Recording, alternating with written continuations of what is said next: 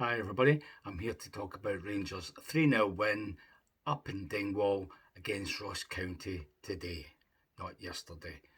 And just like so many of the other games recently, this was a comfortable win, very comfortable actually.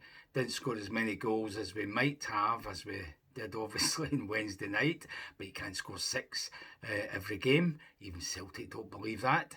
So 3-0, comfortable, early goal. We could sit back and not be as nervous as normal in such away games. So a very satisfying victory.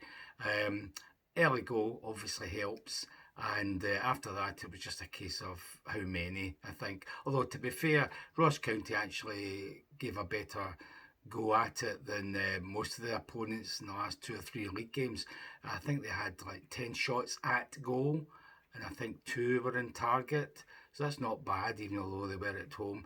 We had practically the same as Wednesday night with 19 shots at goal, and I think it was 9 on target as opposed to 11 on Wednesday night, and obviously we scored 6 Wednesday and only 3 today. We should have had another couple at least. Sort of poor finishing. It wasn't like the goalkeeper was brilliant. He even gifted us one.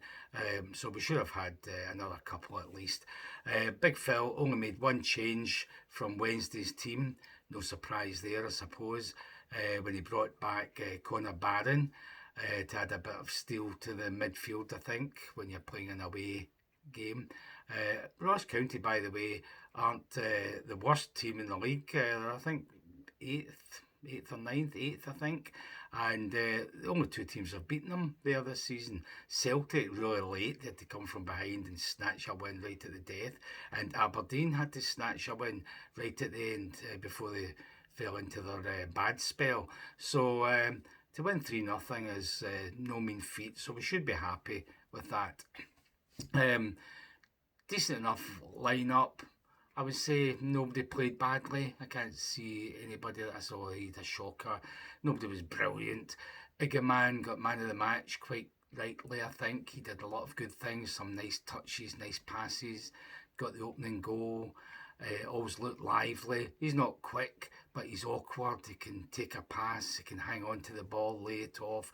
All the things Drossers can't do, this guy does. Even he could have had another couple of goals with shots that were at least on target, but the goalkeeper saved them. So he was deservedly man of the match, I would say.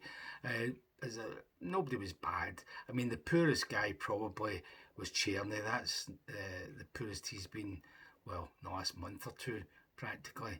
But even he wasn't bad.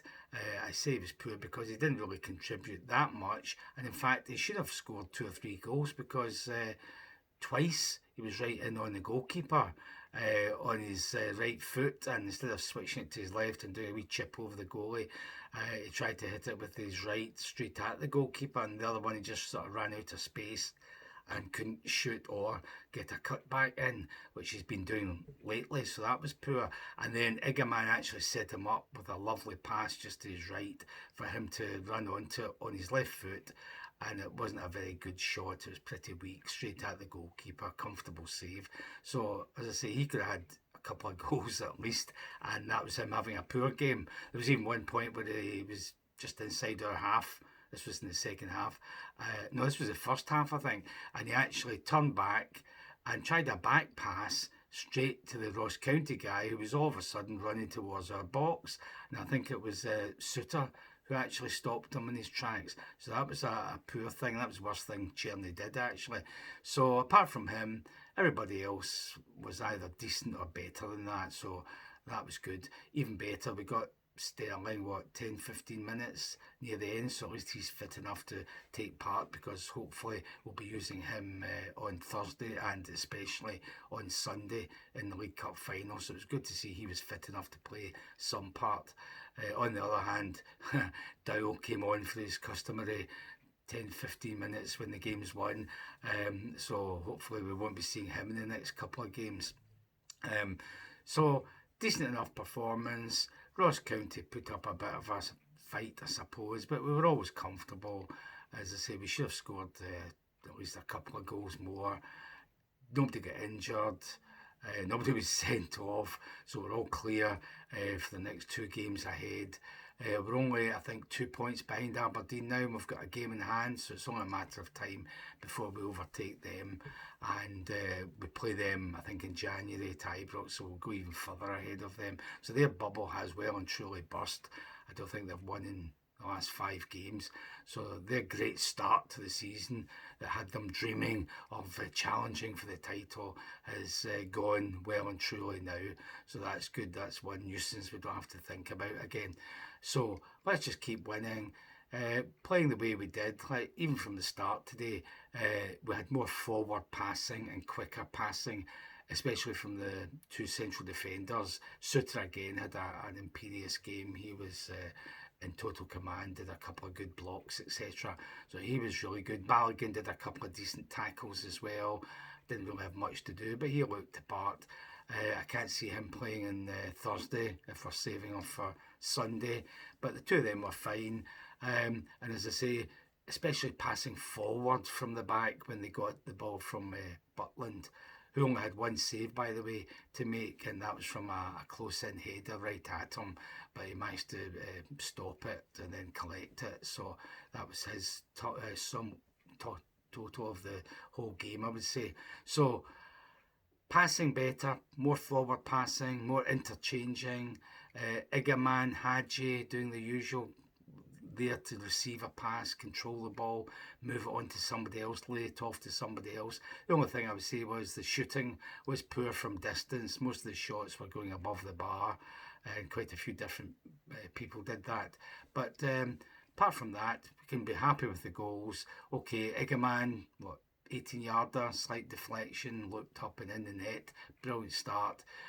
Danilo showed how alert he is, and he's got a wee burst of pace, because when the goalkeeper dallied on the ball instead of just putting it out, Danilo saw him taking a bad touch and pounced immediately. You could see him quicken his pace to close him down, and by the time the goalie tried to kick it, all he could do was hit it off Danilo, who then burst forward to get the loose ball and just slide it into the empty net. So well done to him for his effort and eagerness and alertness to create that goal from a keeper's mistake. And then the best goal of the 3, of course, was the third one, when I think it was Igaman slipped it into the outside the box. Hadji was going for it. He was told to let it go because Tavernier was running right onto it. Nobody near him. Clear shot at goal. And for once, he kept it down.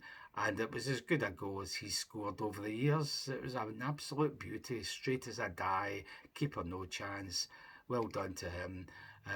If he could only do that in big games when we need a goal this season, we might give him a bit more game time. But hopefully he won't be playing the League Cup final, because it'd be a disaster if he does.